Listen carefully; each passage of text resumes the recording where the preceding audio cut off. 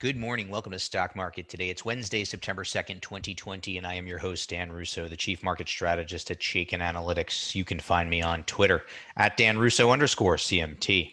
Stock Market Today brought to you today and every day by Chaikin Analytics. Head over to chaikinanalytics.com/today. Sign up for a free email where I get a lot of the content for this show. Also give you daily stock ideas to consider, and that hits your inbox every trading day before the market opens. So U.S. equities were higher in Tuesday's trading, ending near the best levels of the day as the S&P and the NASDAQ recorded record closes once again. Growth outperformed value again on the day. At the sector level, materials, tech, and discretionary led the charge. Treasuries were stronger with the curve flattening. Dollar was better against the euro, little changed against the yen. Gold ended slightly higher, and WTI crude was up 40 basis points on the day. So we had hopes of accommodative policy continuing to be a tailwind for the equity market. At the same time, the ISM manufacturing report surprised to the upside, continuing a string of bullish surprises from economic data sets. Additionally, some of the global economic data points out of countries like Germany, China, and South Korea were better than expected. As we get to the desk this morning, S&P futures are following on, adding 70 basis points after that rally to start the month yesterday. Asian equities were mixed overnight, with Japan trading higher, but China trading to the downside. European markets are seeing strong gains. Treasuries are weaker, curve is flattening, the dollar is stronger on the major crosses. Gold is down 20 basis points. WTI crude is up 30 basis points to kick us off on a Wednesday morning that starts with, a resumption of the new highs for the S&P 500. Looks like for now it was only a one-day pause in the new high streak, at least on a closing basis, as we closed at a record level yesterday after not closing at a record level the previous day. 3,300 to 3,400 remains support, 3,400 being the key at the breakout level. I've given you the line here on the chart. We're above a rising 50-day, above a rising 200-day, so by definition, we are in an uptrend. Should we break down, we have to think about 3,250, call it 3,250, 3,275, but this 50-day continues to move higher. Trading at record highs, so no price-based resistance, although we can start to look at some of our extension levels and pretty easily come up with 3,700 to the upside should this continue and should we remain above the breakout level. Overbought in the near term, that does remain the case. And the same goes for the Qs.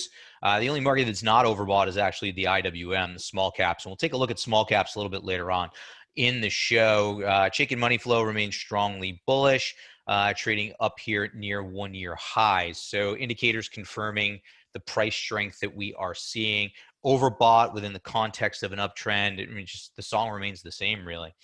You have your names. Hopefully you've, in your individual stock portfolios, you've skewed them in the directions that we've been talking about. Areas like growth, tech, discretionary, comm services, a little bit in materials and industrials. So you're riding the wave. You're moving your stops up. You have your risk management process in place, and you are riding the wave higher for the equity market. Let's get our market in a minute now. What are we writing about today? Well, new highs for the SPY and Qs as the growth rally powers on. Again, growth was your leadership. So monster moves in a lot of the NASDAQ names yesterday. You can see the big NASDAQ outperformance in just a moment. IWM holds above important support. That's interesting because should we get a resolution to the upside, to me, that adds an added breadth confirmation to the move higher in equities. We do have mixed trends in sentiment and positioning this week. I go into a lot of detail in my note, which you'll receive if you're a Chaikin Analytics client or if you are taking the 14-day trial. Relative strength did dip, however, in small cap growth, and I do kind of find that interesting as the performance is increasingly being concentrated, not participation, performance increasingly being concentrated with the largest names within the growth theme. And as I said, futures do point to a higher open here today. Digging in to the major indices from a power bar perspective, still very much skewed in favor of the bulls. The Dow adds 90 basis points, 11-1 bulls to bears. S&P 500, 161 to 57 after tacking on 96 bips yesterday. NASDAQ was your outperformer, up 1.7%, 33 to 6 bulls to bears. There are small caps up over 1%. Solid ratio there. Bonds did uptick, as we said, and materials were your best sector yesterday.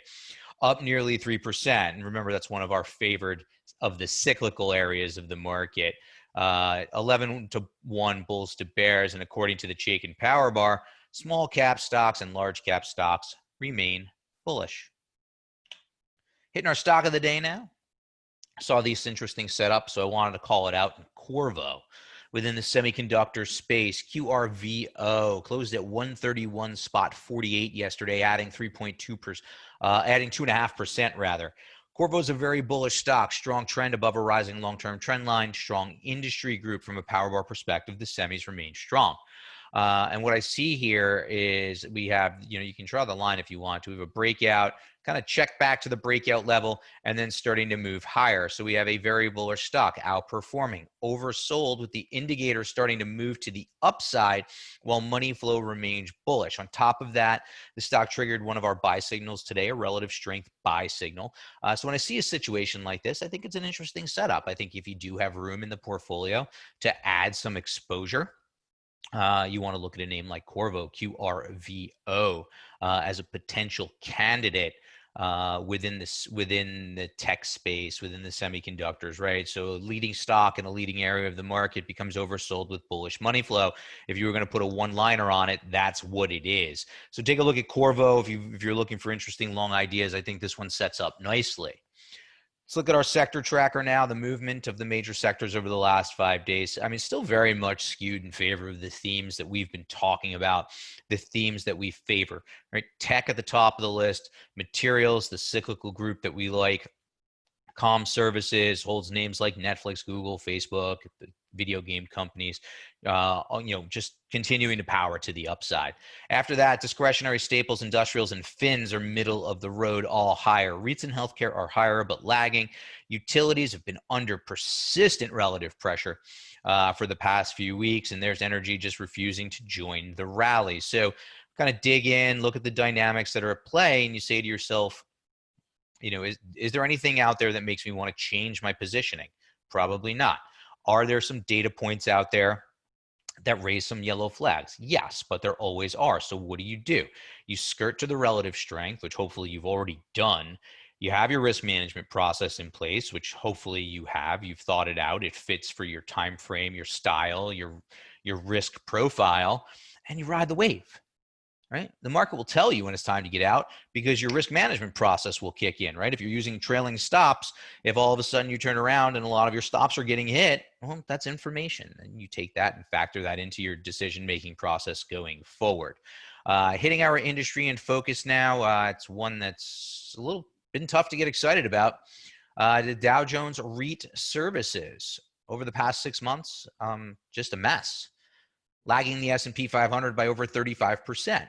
And the power bar ratio, which measures future potential, is very weak. 46 bearish stocks for only 6 bullish stocks, and it is the lowest rank, 21 of 21 subsectors that we track. So some of the names there that you most certainly want to avoid.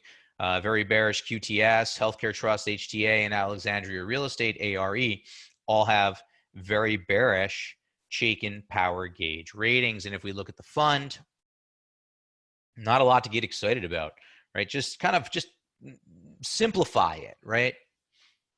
You have the SPY up here. You have the Qs up here. You have tech up here. You have comm services up here.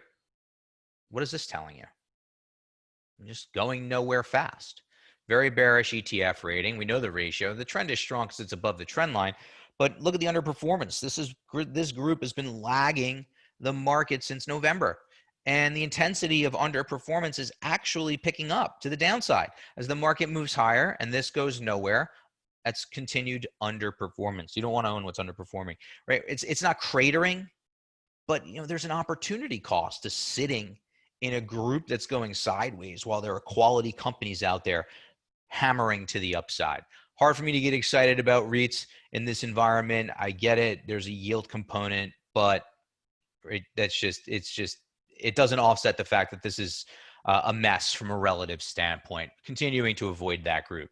Let's look at what's trending now. Yesterday's S&P 500 gainers and losers are movers and shakers. L Brands up 7.25 as soft lines were generally positive on the day. Albemarle ALB up 7%. Nothing company specific, but goes along for the ride with the materials group. Walmart, some news that they are on their product to compete with Amazon Prime. They're calling it Walmart Plus. Investors like what they heard there. Up 6.3%. WRK, West Rock, nothing company specific to drive that stock higher by 5.75%. And Netflix up some positive commentary out of RBC to send that stock higher by 5% on the day. Loser side of the board, Mylan got an FDA warning letter about one of their facilities. Investors take 5.4% out of the stock. Regeneron, nothing company specific to take it down 4.5%. Might be down in sympathy with AbbVie, which may be getting a subpoena as it relates to Humira. AbbVie down 3.7% on the day. What I will note here is Mylan, Regeneron, AbbVie, INSEE, nothing company specific, all part of that healthcare group, which, as we've pointed out in our notes and in our relative trend work, has been under pressure. INSEE down 3.5%, nothing company specific there. NI, nothing company specific to take 3.5% out of that stock on the day. So let's look at sentiment. We do our sentiment work on Wednesdays. We do it every day. We publish it on Wednesdays. But there's an interesting disconnect here forming once again in the equity market and in the sentiment gauges that we look at. Like a broken record, we can once again say that the equity options put call ratio remains dogmatically at a point of excess greed.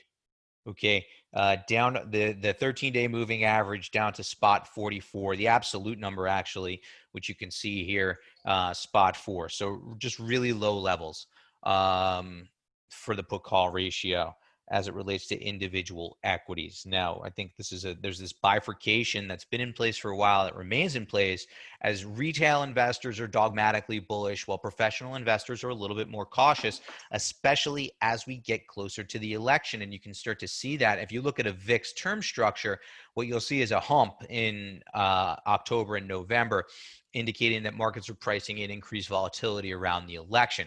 But just take a look at spot VIX here at the bottom of the screen. You can see it's creeping up. You don't normally see that when the market's moving higher, but you are seeing it here now. And you're seeing it as the put call ratio remains dogmatically greedy. So it's an interesting disconnect playing out. Tough timing tool. Again, what it is it's a framework. It's a general environment that we're in. And you utilize that by watching trends.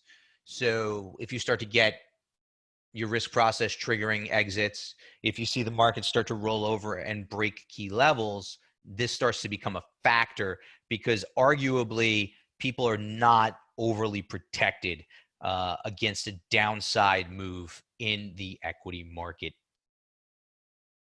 Professionals are starting to add some protection. Retail certainly looks like they are not. So just something to keep in mind. All right, so let's look. I said we talk about small caps. It's an interesting development here and gets to the absolute and the relative. On an absolute basis, small caps are holding in, right? Nice rally off the March lows, goes into this consolidation, breaks back above the June highs, and we're moving sideways here. RSI is holding bullish ranges, but testing this uptrend line off of the March lows. We're still above the 50-day moving average, still above the 200-day moving average. So for all intents and purposes, this looks like a pause within the context of the uptrend off the March lows. But what's intriguing to me is the deterioration in relative strength, right? As small has gone sideways since the beginning of June, right? Large is breaking out and continuing to move higher. And we've favored large over small on a relative standpoint. That doesn't mean small can't work. We just think large is going to work more. And what's interesting is it's actually starting to feed down into the growth theme on a relative basis. Here's IWO, Russell 2000 growth, right? Consolidating as well just above the highs, but look at the relative against the SPY beginning to break down. Concentration of performance towards the largest of the large cap growth stocks is the takeaway here. Something to keep in mind as you're thinking about ideas in the marketplace. And if you have to choose between two ideas, you probably, even within the growth theme, you probably want to skirt to the larger cap theme within growth, right? This is not to say that small growth is breaking down. It's not. On an absolute basis, it's not. The breakdown is on a relative basis. That's going to wrap us up for today. Take us for a test drive. I will be back with you tomorrow. Have a great day, everyone.